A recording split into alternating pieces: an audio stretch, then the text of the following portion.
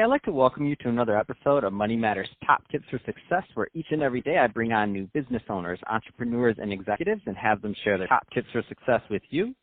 My name is Adam Torres. You can follow me on Instagram at AskAdamTorres to keep up with my book releases, book tour schedule, signings, all that other good stuff.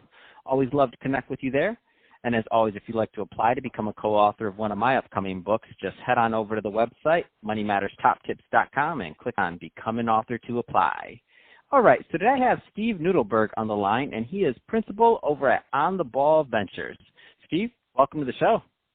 Thank you so much, my friend Adam. This is a treat, and I'm excited to talk with you today.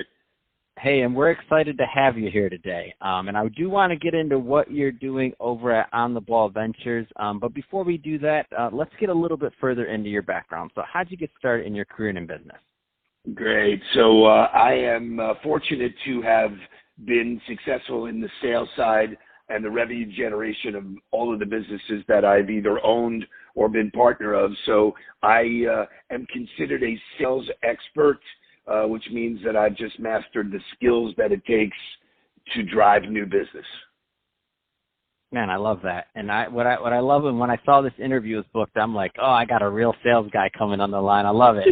You look at his picture, and it's like, what is this guy going to sell me? All right, I'm going to buy. Here's my wallet, Steve. Good job. I understand. Thank you. Thank you. That being said, there's some younger listeners right now that are maybe just getting started in their career, or maybe they just graduated, or they didn't go to college, and they're just going to start working.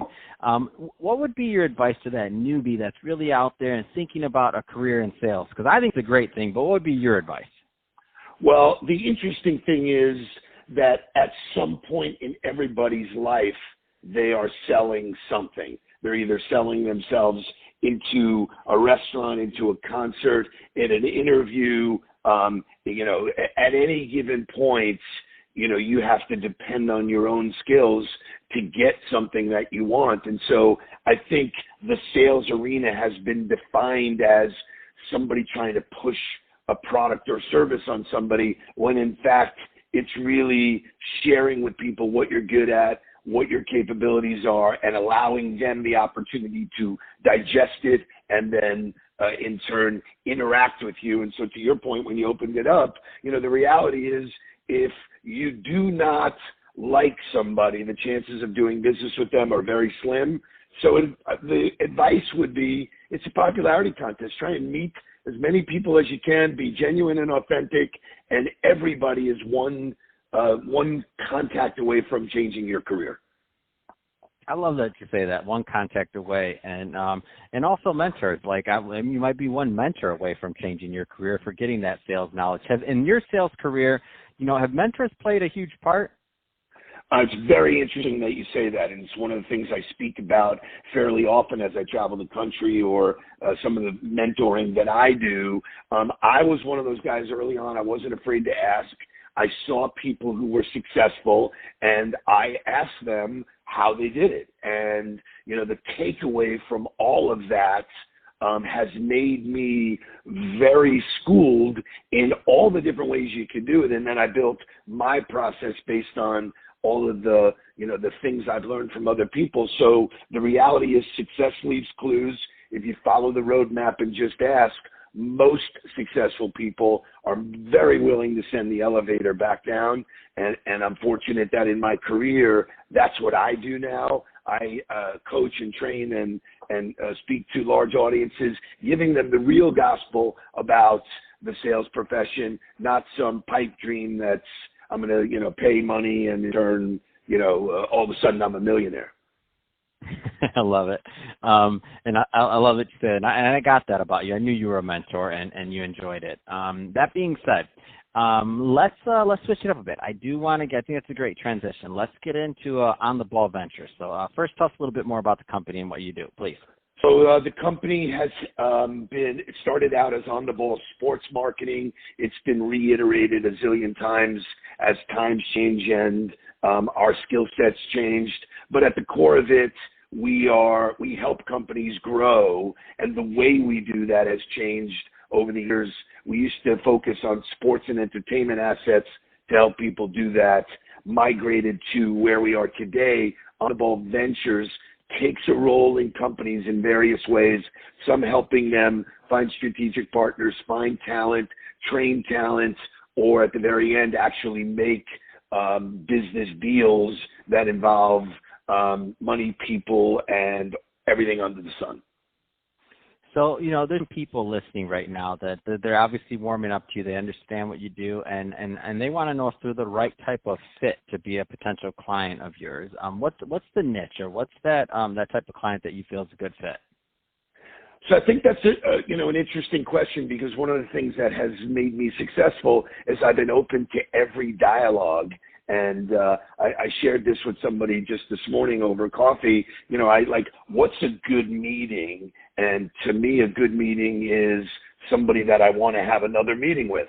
And that does not necessarily mean just doing a transaction or just doing business. Some of the people that have reached out to me have become great friends. I've been able to offer them strategic advice. I've been able to connect them with people who can continue their journey. So I'm open to anything. I don't filter necessarily what's a good fit and what's not. I sort of open it up to people who are committed, want to work hard, and want to learn. All right, I love it. And I do want to bring up your podcast. I love supporting and promoting other great podcasts, and I'd listen to you. So tell us more about this Confessions of a Serial Salesman, the podcast. So it's fascinating. So I've been a career sales guy for 40 years. One of the presentations I made 5 or 6 years ago, somebody said, hey, that would make a great book. And so I wrote the book. There's a book called Confessions of a Serial Salesman. And one of the great things about the sales environment now is that there's so many new tools, so many ways to create exposure and get attention. The podcast was an extension of the book, and our value proposition, similar to you, was we were willing to have other entrepreneurs come on the show, tell their story, how they did it, who they did it with, what obstacles they've run into, and what their takeaway that they would leave as a legacy or an epiphany. And so it's not sponsored. It's 32 minutes of what I consider to be a master's degree in being successful. That's awesome. And so let's go a little bit into the book too. I didn't know there was a company book. Tell us a little bit more about the book, please. Yeah. So the 1% of the population actually ever writes and publishes a book. And I was not one of those guys in high school that you would have voted most likely to write a book. I'm an ADD, energy. But when it finally came down to why I wrote the book for 2 reasons. Number one is I wanted to leave a legacy for my grandson so that he could actually know who I was, what I did, and how I was impacting the world. And the other thing is the state of sales training and sales development, I think, is much more focused on selling dreams than realities. And my book is a roadmap to how to be successful. And there are certain ingredients. First rule, 27 rules for leaders and influencers. And I've had CEOs, I've had 80-year-old grandmothers, I've had 11-year-olds in school all tell me that the book impacted them. Just recently, I had somebody from a sports team reach out to me and say, wow, I was referred to your book, I bought it, I got my job, and 4 months later, I'm one of the top people here. And that kind of feedback, whether somebody actually ever bought it or I was not interested in monetizing it, I was willing and excited about putting together a body of work to really share with people the nuts and bolts of how to strategically make yourself successful. Oh, that's awesome. So, Steve, first off, I can talk to you all day about this. We're going to have to get you back on the show when you got some other project or things going on. Happy to have you back anytime. But for the time being, somebody's listening to this right now and they want more information or to connect with you on any of your ventures. What's the best route for them to follow up? So, and I recommend this in the book, Let's Get Social. I am highly available, highly visible through all the social media channels, LinkedIn, Facebook, Twitter, Instagram, and I push a lot of relevant content as it relates to sales. pipeline development, all things that salespeople should be, thinking about. And in turn, when people reach out to me, it is me that actually returns that call, even though I have a team that does help me operate my daily business. I'm the one who reaches back out. And so if anybody reaches out, you'll get me. I'm open to answering questions, helping people get to the next base. And so, just being out there is so rewarding to me and my word for 2020 is impact. And I want to increase my impact on the world. Fantastic. Well, hey, Steve, really appreciate you coming on the show today and sharing more about your background, all the great work you're doing. And to the audience, as always, thank you for tuning in. Hope you got a lot of value out of this. If you did, don't forget to subscribe to the podcast, leave me a review on the Apple iTunes Store, do all those great things we do to support our podcasters. I really do appreciate it. And Steve, thanks again for coming on the show. Awesome and a pleasure. I'll come back anytime.